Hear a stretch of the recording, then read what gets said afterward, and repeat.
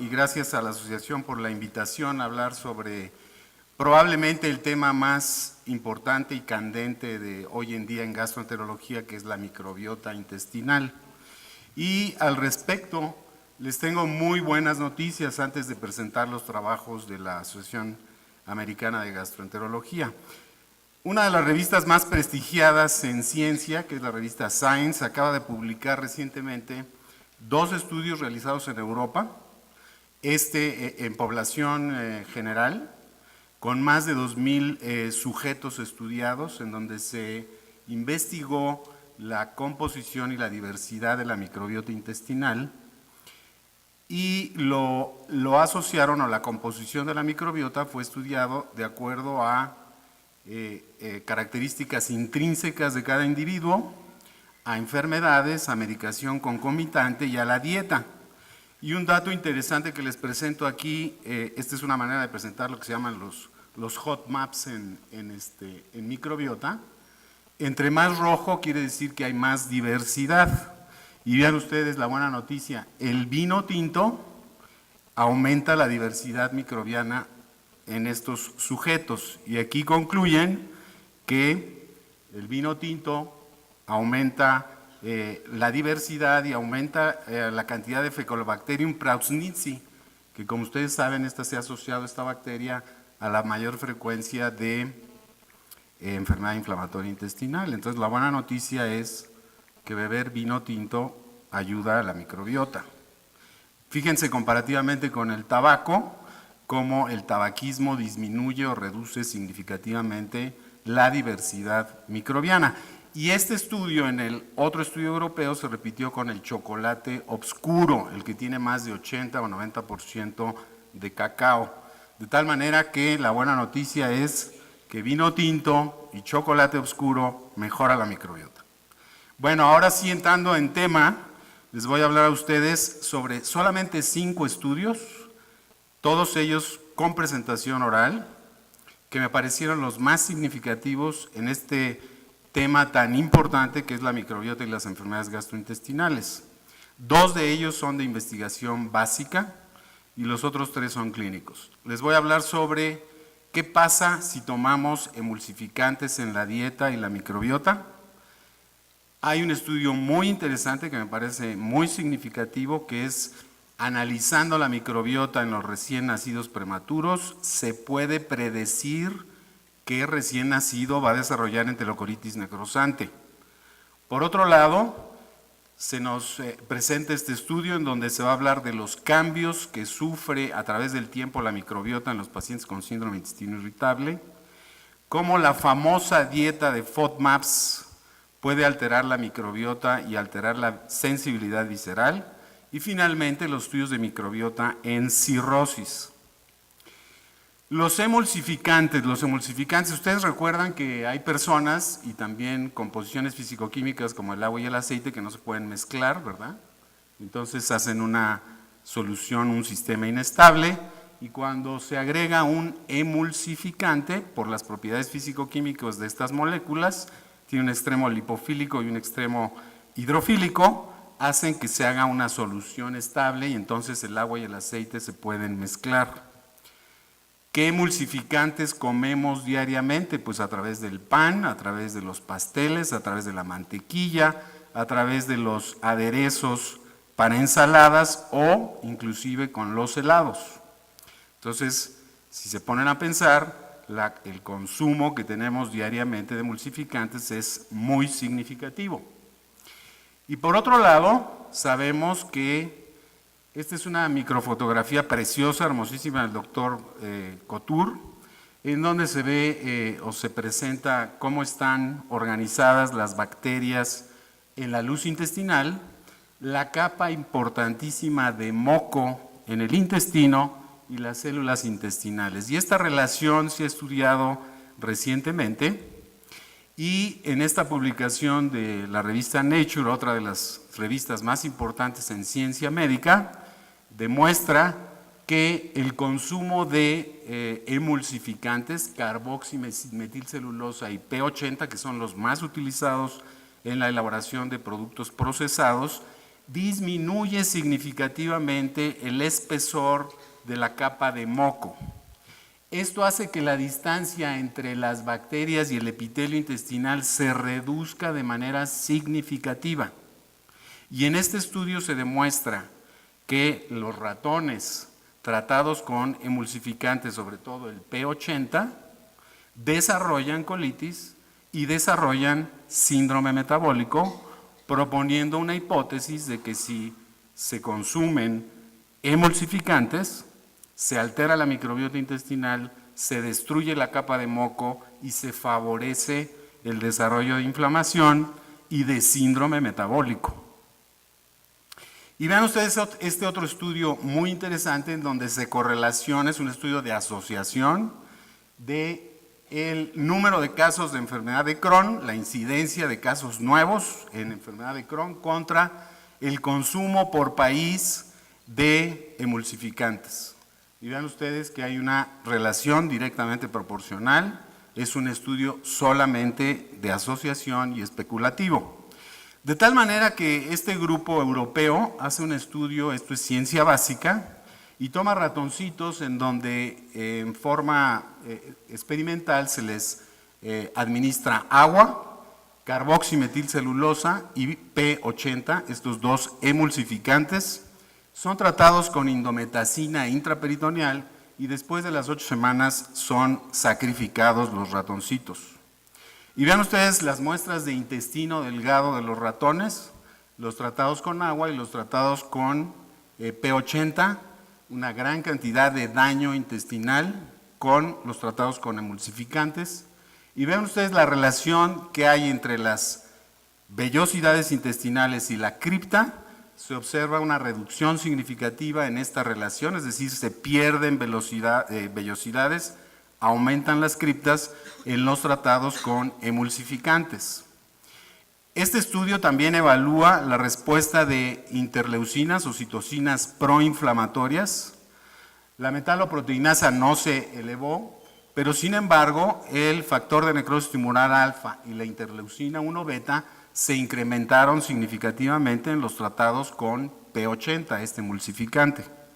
Y por otro lado, miden la expresión de los TLR, el TLR4 que está relacionado con lipopolisacáridos bacterianos y el TLR5 con flagelina de las bacterias y se muestra una reducción significativa con el P80 en el TLR5. Y miden la permeabilidad intestinal en los intestinos de esta ratita y noten cómo significativamente los emulsificantes incrementan la permeabilidad intestinal. De manera más interesante, cultivan los intestinos de estas ratitas tratados con agua y tratados con emulsificantes y lo que ustedes pueden ver, cómo los tratados con emulsificante cultivan una serie de bacterias, Escherichia coli y sobre todo de manera más significativa, bacterias productoras de sulfuro de hidrógeno. Y este es un hallazgo nuevo, muy significativo. De tal manera que las conclusiones de este estudio en ratas nos muestra que el consumo de emulsificantes o la exposición a emulsificantes aumenta o trastorna la microbiota intestinal y produce un incremento en las bacterias productoras de sulfuro de hidrógeno. En estudios realizados por este mismo grupo han demostrado que el sulfuro de hidrógeno les disminuye el espesor del moco intestinal y expone a las células intestinales a un mayor contacto con las bacterias. De tal manera que el sulfuro de hidrógeno aumentado por el emulsificante produce ruptura del moco, produce una mayor interacción de las células epiteliales con la microbiota alterada, se aumenta la permeabilidad intestinal, se producen interleucinas proinflamatorias y trae por consecuencia inflamación intestinal. Entonces, no hay estudios en humanos sobre el efecto o el impacto de emulsificantes en los seres humanos, pero estos estudios parecen ser bastante convincentes de que los emulsificantes en la dieta alteran nuestra microbiota y probablemente pueden estar relacionados con un incremento significativo en la enfermedad inflamatoria intestinal. El otro estudio muy importante que me parece, este es un estudio canadiense en una unidad de neonatología, y estos doctores tomaron o siguieron una cohorte de recién nacidos prematuros y les midieron la microbiota intestinal 5 y 4 días antes del desarrollo de eventos de sepsis o de enterocolitis necrosante, 3 o 2 días antes o un día antes del desarrollo de enterocolitis necrosante, y estudiaron 13 prematuros que desarrollaron enterocolitis necrosante, 20 prematuros con sepsis de otro origen y 20 prematuros que evolucionaron de manera fisiológica normal.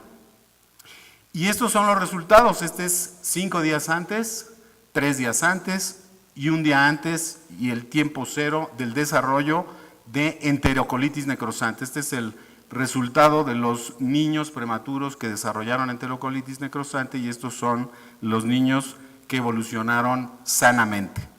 Y el primer resultado interesante es que los niños que desarrollan enterocolitis necrosante empiezan a tener un incremento significativo en la microbiota con protobacterias como la Escherichia coli, como el Clostridium perfringens y como el Citrobacter.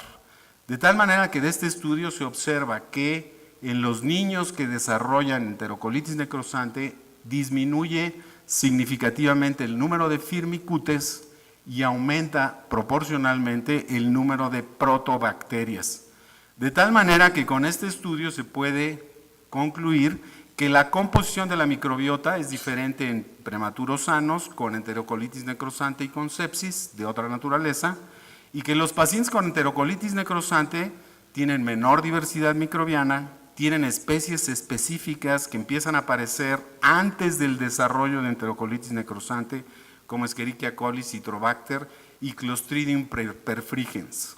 ¿Qué nos dice este estudio? Que probablemente haciendo pruebas rápidas de microbiota y detectando este cambio en la composición microbiana, pudieran hacerse maniobras terapéuticas para prevenir el desarrollo de enterocolitis necrosante.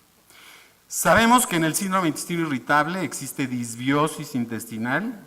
Los pacientes con síndrome de intestino irritable tienen una composición microbiana diferente de los sujetos sanos, pero no hay una consistencia, no sabemos cuál es la composición microbiana que caracteriza al intestino irritable que tiene diarrea, que tiene estreñimiento, que es mixto. Y esto se debe en parte, o la gran disparidad de resultados se ha debido a que la mayoría de los estudios toman una sola muestra de materia fecal en las series estudiadas. Entonces el grupo del doctor Quigley en Houston hace este estudio en donde toma las muestras de materia fecal mensualmente durante 6 meses en 7 sujetos sanos, en 8 pacientes con intestino irritable con estreñimiento y en 14 con diarrea. Y este es un esquema de una manera de presentar los resultados de la microbiota, en donde cada punto que ven ustedes aquí representa la microbiota de un individuo. Este es de una sola muestra. Y entonces ven en color amarillo a los sanos, en color rojo a los que tienen intestino irritable y con estreñimiento, y en azul a los que tienen diarrea. Pero cuando se toman diferentes muestras y se hace un promedio y se evalúa cómo está la microbiota de estos sujetos, ya vemos que hay una diferencia al analizar los clústeres microbianos entre los sujetos sanos, los que tienen intestino irritable con estreñimiento y los que tienen diarrea. Y vean ustedes, haciendo análisis de la variabilidad microbiana con abundancia relativa, vean ustedes cómo los pacientes con intestino irritable con estreñimiento tienen una variabilidad significativamente mayor que aquellos que tienen diarrea, y obviamente se diferencian de los sanos. Y algunos géneros bacterianos como Bacillus predomina en este grupo de pacientes, en los estreñidos, y otras bacterias también son más frecuentes en el grupo del estreñimiento. De tal manera que este estudio permite concluir que la microbiota es dinámica y el promedio a diferentes intervalos de tiempo permite detectar mayores diferencias entre los pacientes. Nos propone una nueva manera de estudiar a un padecimiento tan crónico como es el síndrome de intestino irritable. La microbiota tiene mayor variabilidad en los pacientes con intestino irritable y estreñimiento, y algunas especies como la Barnesiella viscerícola son más abundantes en subgrupos de pacientes estreñidos. Todos sabemos que la dieta baja en FODMAPs está de moda para el tratamiento del síndrome de intestino irritable, y tenemos evidencias de que cuando prescribimos esta dieta, al reducir los carbohidratos fermentables, se va a producir menor secreción de agua en el intestino y una reducción significativa en la fermentación de los carbohidratos con menor producción de gas. Eso lo sabemos con estudios, y por eso tratamos de explicar cuál es la respuesta de los FODMAPs en pacientes con intestino irritable. Pero este es un estudio translacional interesantísimo, en donde los investigadores, desde el grupo del doctor Ojan en Wisconsin, en donde toman sobrenadantes fecales, es decir, toman muestras de materia fecal, las licúan, las centrifugan, y el sobrenadante lo van a administrar intracolónicamente a ratitas, y toman muestras o sobrenadantes fecales de voluntarios sanos, de pacientes con intestino irritable con diarrea y pacientes con intestino irritable que fueron sometidos a una dieta estricta de 4 semanas bajas en FODMAPs. Y entonces miden en las ratitas la conducta al dolor, es decir, la respuesta sensitivo-motora. Esto se mide colocándole a la ratita en el recto un baloncito, se infla en el recto y se ponen electrodos en la pared abdominal. Y cuando se contrae, o la actividad motora de la pared abdominal, implica una mayor sensibilidad al dolor. Se mide la permeabilidad intestinal y también se hacen estudios de inmunohistoquímica, y vean los resultados, son muy interesantes. Los pacientes que tienen síndrome de intestino irritable con diarrea tienen una significativamente mayor cantidad de lipopolisacárido, que es un compuesto de la pared bacteriana, que los sanos. Y estos mismos pacientes, el grupo de pacientes que fueron tratados con una dieta baja en FODMAPs, tienen una cantidad de lipopolisacáridos en el sobrenadante significativamente menor que los pacientes con intestino irritable. Vean ustedes cómo la administración intracolónica del sobrenadante de pacientes con intestino irritable y diarrea aumenta significativamente el número de mastocitos en las biopsias del intestino, y aquellos que son sometidos a la dieta baja en FODMAPs tienen una menor cantidad de células o de mastocitos en la biopsia. Y esta es la respuesta sensitivo-motora. Vean, el sobrenadante de los pacientes con intestino irritable con diarrea incrementa de manera muy importante la respuesta sensitivo-motora, y aquellos sometidos a la dieta baja en FODMAPs se comportan muy parecido a la de los sujetos sanos. Y aquí se hizo otro experimento inhibiendo o agregando una sustancia que inhibe el lipopolisacárido del sobrenadante. Se comporta exactamente igual que los sanos. Por otro lado, por esta técnica de midiendo la resistencia transepitelial, se puede medir o se puede inferir la permeabilidad del intestino. Y vean ustedes que los pacientes con intestino irritable con diarrea, los sobrenadantes perfundidos en el intestino de las ratitas, disminuye la resistencia epitelial, es decir, aumenta la permeabilidad intestinal. Y vean cómo la dieta baja en FODMAPs o un inhibidor del lipopolisacárido hace que la permeabilidad intestinal se restablezca. Entonces, este estudio, que me parece sumamente interesante, nos permite concluir que las muestras fecales de pacientes con intestino irritable con diarrea tienen niveles elevados de lipopolisacáridos que inducen hipersensibilidad visceral y alteraciones en la barrera epitelial. Y la dieta baja en FODMAPs normaliza los niveles elevados de lipopolisacáridos y restaura la integridad de la mucosa, disminuyendo la hipersensibilidad visceral, y esto podría explicar por qué los FODMAPs son benéficos en los pacientes con intestino irritable. Sabemos que los pacientes con hígado graso y cirrosis tienen alterada la composición de la microbiota intestinal, y en este experimento se compararon pacientes con cirrosis hepática compensada descompensada con sujetos sanos. Se midieron microbiota en muestras fecales y en biopsias de duodeno y de intestino, y vean ustedes cómo los cirróticos compensados y descompensados tienen alterada la relación de Firmicutes bacteroidetes en heces fecales y en el duodeno, pero no en el sigmoides. Y la composición microbiana se muestra un incremento significativo en el número de Firmicutes, reducción significativa en el número de bacteroidetes en los cirróticos descompensados, y esto se observa también en las muestras de duodeno, pero no en el sigmoides, y esto correlacionó con el nivel de MELD. Entre más descompensado esté el paciente, mayores alteraciones en la microbiota. De tal manera que con estos estudios concluyo que los emulsificantes afectan directamente la microbiota intestinal y aumentan su potencial proinflamatorio. El análisis de la microbiota fecal puede identificar a los prematuros que van a desarrollar enterocolitis necrosante. La microbiota tiene mayor variabilidad del intestino irritable, especialmente en pacientes con estreñimiento, y algunas especies bacterianas ocurren con mayor frecuencia en este grupo de pacientes. La dieta baja en FODMAPs altera la microbiota intestinal, modifica los niveles de lipopolisacáridos, restaura la permeabilidad y la hipersensibilidad visceral, y existen diferencias en la microbiota intestinal y fecal, pero no en el sigmoides en los pacientes cirróticos comparados con los sanos, y estos cambios son más pronunciados con la progresión de la cirrosis. Gracias por su atención.